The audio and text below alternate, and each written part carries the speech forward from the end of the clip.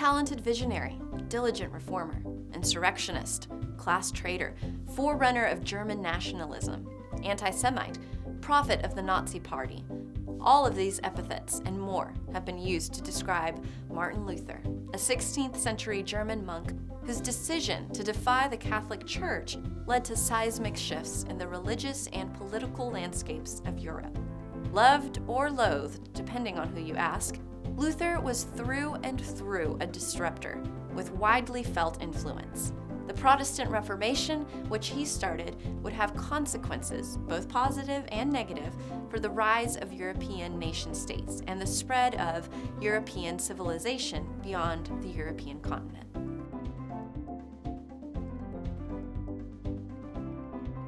Luther was a rigorous student and a diligent pupil of Christian teachings. By the time he enrolled at the prestigious University of Erfurt in 1501, he already had built a solid foundation of Latin and the key tenets of Catholic doctrine. After completing his studies to the master's level, he entered the Augustinian monastery of Erfurt in 1505. 2 years later, he became a priest. Luther would eventually gain his doctorate in theology from the new University of Wittenberg, but it was during his doctoral studies that he was chosen to represent his fellow monks on a mission to Rome from 1510 to 1511 that would have a lasting influence on him. The Augustinian order had been divided into observant and non-observant factions, indicating their level of adherence to the strict rule of the order. Pope Julius II had combined both factions under a compromised edict, but Luther petitioned the papacy in person for a meaningful separation and recognition of the observant faction's correctness. Julius, however, had already decided against Luther's petition. It was this rebuff that stimulated in Luther an aversion to what he saw as a disturbingly decadent laziness at the center of the Catholic Church, the most powerful religious institution in Western Europe. Luther completed his doctorate at Wittenberg in 1512 and became a professor of biblical studies, in which position many of his students regarded him as an effective lecturer. As a professor, he was also able to publish his own writings on theology, which helped him clarify his stance on Christianity. In essence, Luther adhered strictly to the teachings of Augustine, the founder of his monastic order, who believed that the Bible superseded the clergy as the highest authority on Christianity, and that humans could not achieve salvation through their own works, but rather through God alone. But there was a conflict brewing between Luther's views and those of the Vatican. By the medieval period, the Catholic Church had begun to emphasize the value of righteous works in attaining salvation. Yet because its definition of what constituted a righteous work was open to ambiguity, the practice eventually became corrupt. A new pope had come to power in 1513, and his papal name was Leo X.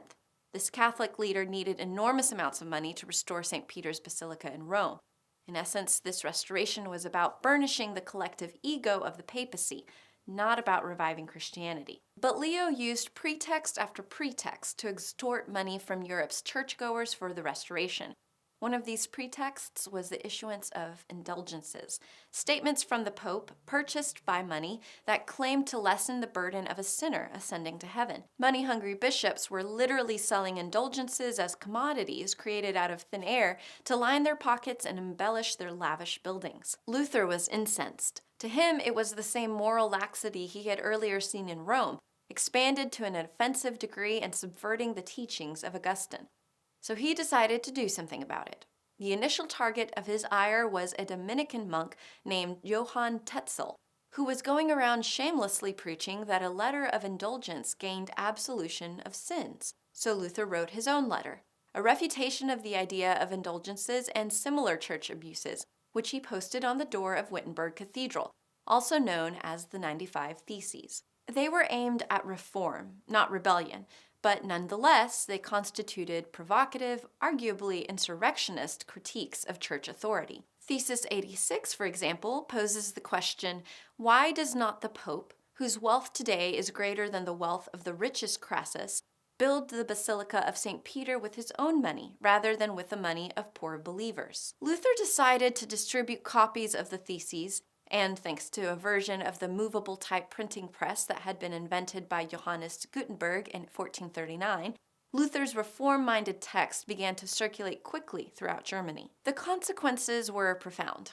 Luther was soon pitted against the best brains of the Roman Catholic oligarchy, and that is what began the Protestant Reformation. When Luther was summoned to Rome to be examined by church authorities, Frederick III of Saxony, the prince of Luther's territory, intervened to get the Inquisition moved to Augsburg. Evidence that Luther's high-handed treatment by foreign authorities in Rome was already stimulating a type of German proto-nationalism. In 1520, the Pope served Luther with the Bull of Antichrist, threatening him with excommunication if he refused to recant his views inherent in the 95 Theses. Luther dramatically issued his reply by burning the document in Wittenberg town square. Escalation proceeded quickly. Charles V, the ruler of the Holy Roman Empire and also the vast Spanish Empire, summoned Luther to appear before the Diet of Worms the next year, where the imperial representative Johann Eck, assistant to the Archbishop of Trier, demanded that Luther reject the heresies present in the Theses and other of Luther's written works that elaborated on them. Luther calmly stated his refusal in court. In retort, the Catholic authorities eventually issued the Edict of Worms, which declared Luther a heretic and banned Catholics from owning or discussing his writings. Across the German principalities, public support for Luther grew, and it was because he gained this support that the Edict of Worms was never enforced in Germany. By 1525, Luther had translated the Bible into German and conducted the first Christian worship in line with his own theological views.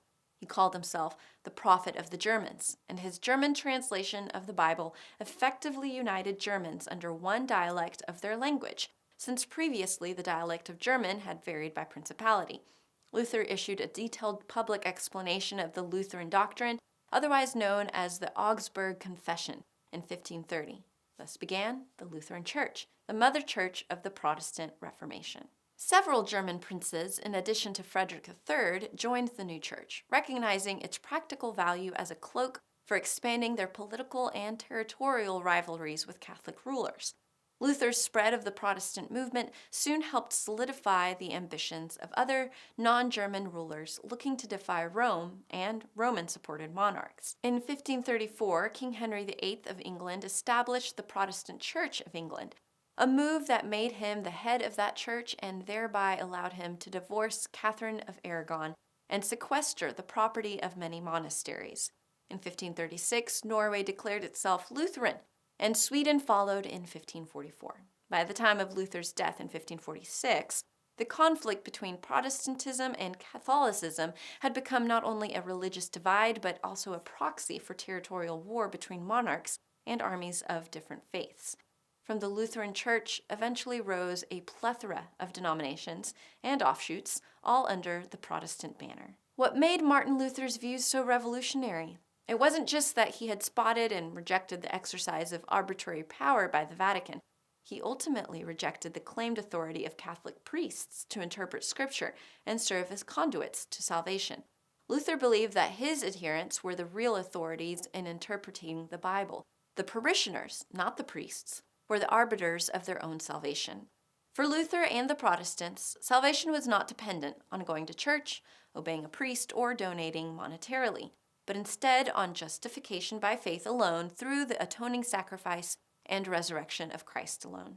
Furthermore, Luther posited that the only authoritative source for Christian belief was the Bible, one fell swoop rebuffing the validity of papal and other teachings issued by the Catholic Church. These ideas renounced the necessity for the Vatican's elaborate earthly empire of ecclesiastical edifices, officials, and edicts. And as we've seen, it also provided powerful religious cover under which princes and even kings could defy the Vatican's demands on their resources and expropriate those resources for personal use. Like all powerfully influential people in history, Martin Luther had positive and negative aspects.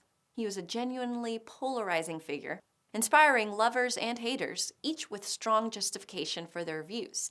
As a rigorous academic and theologian, he sought to return Christianity to its true doctrine.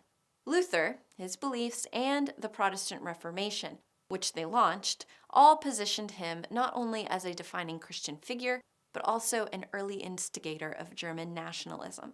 Let's wrap up with a review question. Which of the following statements best explains why Frederick III's early support for Martin Luther was important for the development of Protestantism? A. As a result of Frederick's support, Luther gained a private escort of bodyguards and soldiers to protect him as he spread his faith throughout various German principalities. B.